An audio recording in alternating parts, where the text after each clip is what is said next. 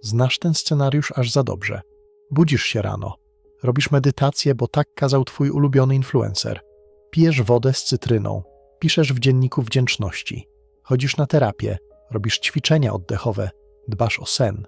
Robisz wszystko zgodnie z instrukcją. Powinieneś czuć się jak młody Bóg, prawda? Powinieneś być oazą spokoju, uśmiechać się do słońca i kochać cały świat. Ale prawda wygląda inaczej. Czujesz się gorzej. Czujesz w sobie narastającą wściekłość, która tylko czeka, żeby wybuchnąć. Czujesz smutek tak głęboki, że rano trudno ci wstać z łóżka. Jesteś rozdrażniony, zmęczony, a twój sen jest bardziej poszarpany niż kiedykolwiek. Twoja energia skacze jak wykres na giełdzie kryptowalut. I wtedy pojawia się ten głos w twojej głowie. Ten krytyczny, cichy głos. Coś robię źle. To nie działa. Jestem beznadziejny. Zamiast iść do przodu, cofam się. Może jestem po prostu zepsuty i nie da się mnie naprawić. Zatrzymaj się. Weź głęboki oddech. Mam dla ciebie prawdę, której nikt ci nie powie na Instagramie, gdzie wszyscy pokazują tylko efekty końcowe. Uzdrowienie nie wygląda tak, jak myślisz. Prawdziwe uzdrowienie układu nerwowego nie jest linią prostą w górę. Nie jest czyste, nie pachnie lawendą i nie jest przyjemne. Prawdziwe zdrowienie jest brudne, jest chaotyczne, jest emocjonalne, jest mylące. Witaj na kanale. Psychę wyjaśnia. Dzisiaj porozmawiamy o czymś, co przeraża większość ludzi wchodzących na drogę samorozwoju. Opowiem ci o paradoksie zdrowienia, o tym, że kiedy zaczynasz czuć się gorzej, to bardzo często znak, że w końcu zaczyna być lepiej. Pokażę ci 5 znaków i 3 potężne bonusy, które dowodzą, że twój układ nerwowy wreszcie się budzi. Nawet jeśli ty czujesz, jakbyś właśnie przechodził przez piekło. Jeśli zostaniesz do końca, zrozumiesz, dlaczego ten chaos w twoim życiu to nie koniec świata, ale początek nowego rozdziału. Definicja. Co to znaczy zdrowy układ nerwowy? Zanim przejdziemy do znaków, musimy sobie coś wyjaśnić. Czym w ogóle jest uzdrowienie układu nerwowego? Wielu młodych ludzi myśli, że cel to nirwana, że dojdziesz do momentu, w którym nic cię nie rusza, że nie będziesz czuć stresu przed egzaminem, złości na rodziców ani smutku po rozstaniu. Bzdura. To nie jest zdrowie, to jest bycie robotem. Albo bycie martwym. Zdrowie układu nerwowego to nie brak trudnych emocji, to elastyczność. Wyobraź sobie drzewo podczas burzy. Zdrowe drzewo to nie takie, które jest sztywne jak betonowy słup, bo takie drzewo wiatr złamie. Zdrowe drzewo się ugina, ono tańczy z wiatrem. Przez lata żyjąc w stresie, w traumie, w depresji, twój system był sztywny. Utknąłeś w trybie walki i ucieczki, ciągłe napięcie, lęk, działanie, albo w trybie zamrożenia, brak energii, apatia, prokrastynacja. Zdrowienie oznacza, że odzyskujesz zdolność ruchu. Możesz się wkurzyć i wrócić do spokoju. Możesz się bać i wrócić do bezpiecznego stanu. Możesz płakać i potem się śmiać. To jest definicja zdrowia. Powrót do elastyczności. Ale ta elastyczność nie wraca po cichu. Kiedy zardzewiałe zawiasy w starych drzwiach zaczynają się ruszać, to skrzypią. I to skrzypienie bywa bolesne. Przejdźmy teraz przez te 5 znaków, żebyś wiedział, co jest normalne i przestał się bać samego siebie. Znak 1. Odwilż emocjonalna. Czujesz za dużo. Pierwszy znak. Czujesz nagle wszystko naraz. Przez lata mogłeś być tą osobą, która nie ma uczuć. Byłeś twardy, byłeś cool, nic cię nie ruszało. A teraz? Płaczesz na reklamie karmy dla kotów. Wściekasz się, bo ktoś źle postawił kubek. Czujesz wstyd, strach, żal. Wszystko naraz jak tsunami. Myślisz, Boże, cofam się w rozwoju. Jestem histerykiem. Nie, ty odmarzasz. Wyobraź sobie, że twój układ nerwowy był przez lata wielką zamrażarką. Kiedy byłeś dzieckiem i nie mogłeś poradzić sobie z bólem, odrzuceniem czy samotnością, twój mózg zrobił jedyną rzecz, jaką mógł. Zamroził te emocje. Schował je głęboko, żebyś mógł przetrwać szkołę, dom, życie. To była świetna strategia przetrwania, ale teraz, kiedy zaczynasz dbać o siebie, kiedy twój system czuje się bezpieczniej, ktoś wyciągnął wtyczkę z kontaktu. Lód topnieje. Peter Levine, legendarny terapeuta traumy, mówi: emocje są jak fale, muszą przepłynąć przez ciebie, ale ty zbudowałeś tamę. Przez lata woda napierała na tamę, teraz tama pęka. To, co teraz czujesz, to nie są nowe emocje. To są stare emocje, które w końcu mają szansę wyjść na światło dzienne. Szczególnie dotyczy to złości.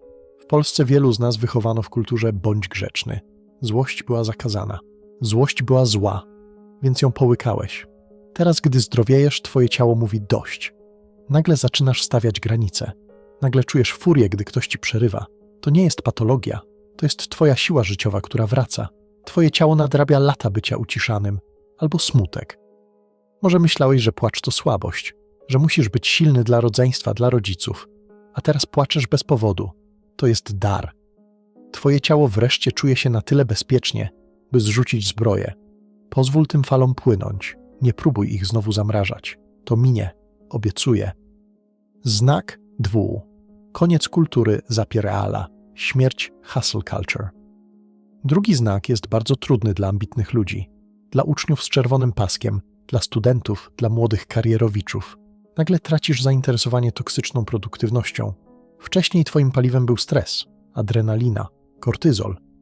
Mogłeś spać 4 godziny, pić 3 energetyki i uczyć się całą noc. Byłeś dumny z tego, jak bardzo jesteś zajęty. Czułeś się ważny, bo byłeś w biegu. To dawało ci poczucie kontroli i, co ważniejsze, pozwalało uciec od czucia. Ale teraz? Teraz, gdy twój układ nerwowy zdrowieje, to stare paliwo przestaje działać. Siadasz do pracy i nie możesz.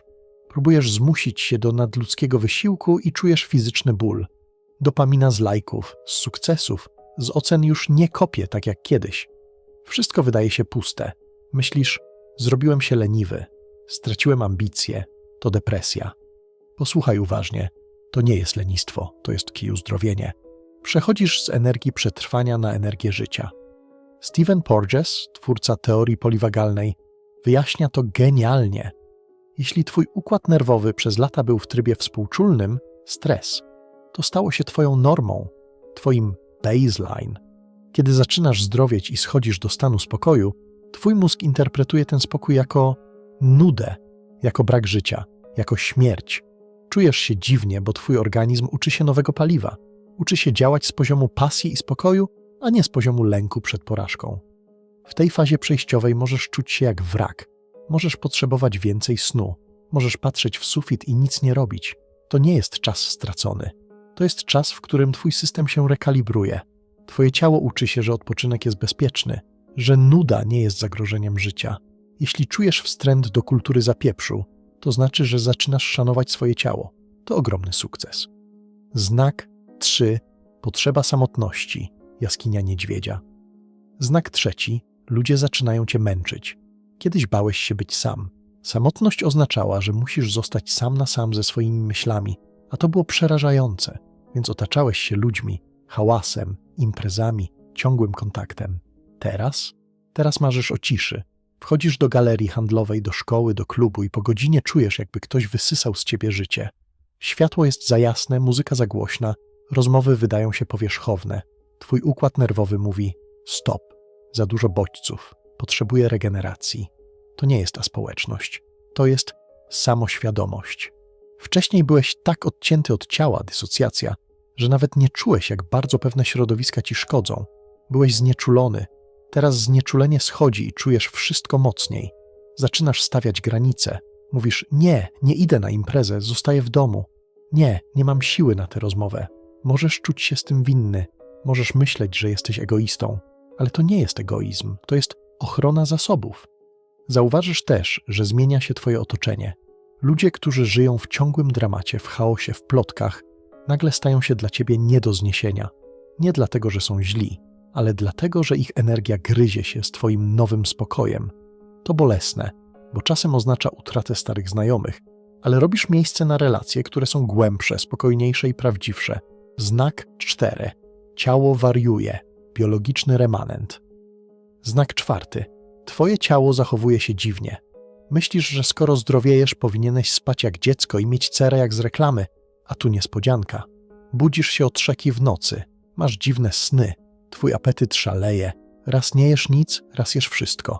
Twoje trawienie wariuje. Jeśli jesteś kobietą, twój cykl może się zmienić, zaczynasz panikować. Coś jest ze mną nie tak, jestem chory.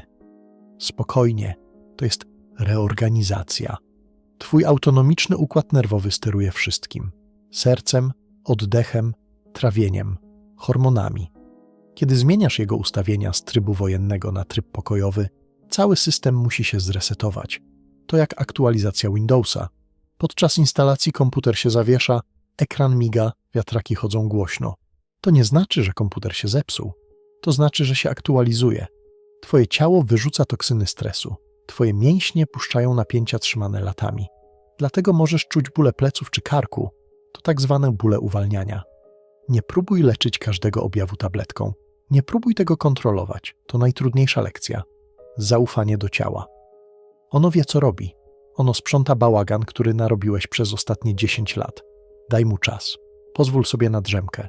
Pozwól sobie na gorszy dzień. To minie. Znak 5. Pauza zamiast reakcji. Twoja nowa supermoc. 5. znak jest subtelny, ale zmienia wszystko. Zaczynasz zauważać moment. Pauzy. Kiedyś ktoś pisał ci niemiły komentarz. Ty natychmiast odpisywałeś z wściekłością. Automat. Kiedyś czułeś lęk. Natychmiast sięgałeś po telefon, jedzenie, używki, automat. Kiedyś rodzic coś powiedział, ty natychmiast wybuchałeś lub zamykałeś się w sobie, automat. Teraz dzieje się magia, coś się wydarza, czujesz ukłucie w brzuchu i nic nie robisz. Przez ułamek sekundy po prostu jesteś, obserwujesz. Oho, czuję złość. Oho, mam ochotę uciec. Ale nie działasz. Viktor Frankl, psychiatra, który przeżył obóz koncentracyjny, powiedział słynne zdanie. Pomiędzy bodźcem a reakcją jest przestrzeń. W tej przestrzeni leży nasza wolność i nasza moc. Ty właśnie budujesz tę przestrzeń. To jest moment, w którym przestajesz być niewolnikiem swoich instynktów. Zaczynasz wybierać. Zamiast reagować, stary program, zaczynasz odpowiadać, nowy program.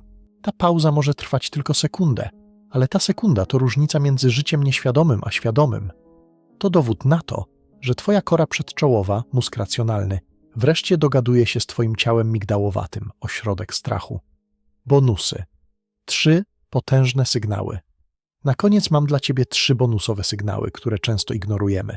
Bonus 1. Stare narkotyki przestają działać. Twoje stare mechanizmy radzenia sobie, coping mechanisms, się psują.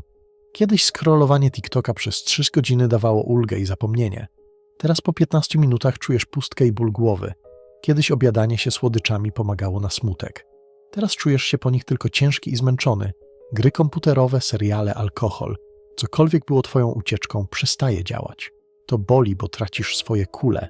Ale to wspaniała wiadomość.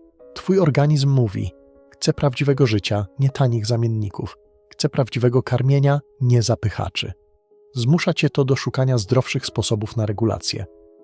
Bonus 2. Cisza w głowie. Łapiesz się na tym, że od godziny nie analizowałeś swojego życia, że po prostu zmywałeś naczynia i myślałeś o zmywaniu naczyń. Zniknęła ta ciągła kierownica z tyłu głowy, ten narrator, który bez przerwy ocenia, analizuje, martwi się przyszłością. Odzyskujesz ogromne pokłady energii mentalnej. Przestajesz być swoim własnym projektem badawczym, a zaczynasz po prostu być człowiekiem. Bonus 3. Kryzys tożsamości. Kim ja jestem? To jest najdziwniejszy etap. Nie jesteś już tą osobą z depresją. Nie jesteś już tym perfekcyjnym uczniem. Nie jesteś już ofiarą. Ale nie wiesz jeszcze, kim jesteś nowym. Jesteś w strefie zero. William Bridges nazywa to neutralną strefą. To jak gąsienica, która zamknęła się w kokonie. Ona tam nie ma skrzydeł. Ona tam zamienia się w bezkształtną zupę. Jeśli teraz czujesz się jak ta zupa, bez formy, bez celu, bez tożsamości, to dobrze. To w tej pustce rodzi się nowe ja. Nie spiesz się. Wytrzymaj tę niepewność. Nie musisz dzisiaj wiedzieć, kim będziesz za rok. Jesteś w trakcie transformacji. Zakończenie. Zaufaj procesowi. Jeśli odnajdujesz się w tych punktach, gratuluję. Jesteś na najtrudniejszej, ale najważniejszej drodze swojego życia. Przestań oceniać swój postęp po tym, jak się czujesz w danej minucie. Zewnętrzna rzeczywistość zawsze ma opóźnienie. Najpierw zmienia się wnętrze, dopiero potem, czasem po tygodniach czy miesiącach, widzisz efekty na zewnątrz.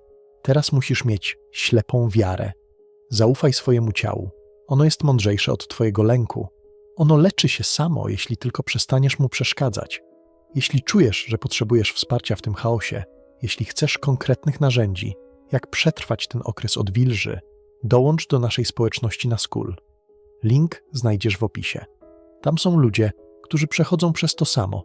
Nie musisz iść przez to sam, pamiętaj. Jesteś na dobrej drodze, nawet jeśli czujesz się, jakbyś błądził we mgle. Oddychaj, to minie. Do Do zobaczenia w kolejnym odcinku. Psyche wyjaśnia.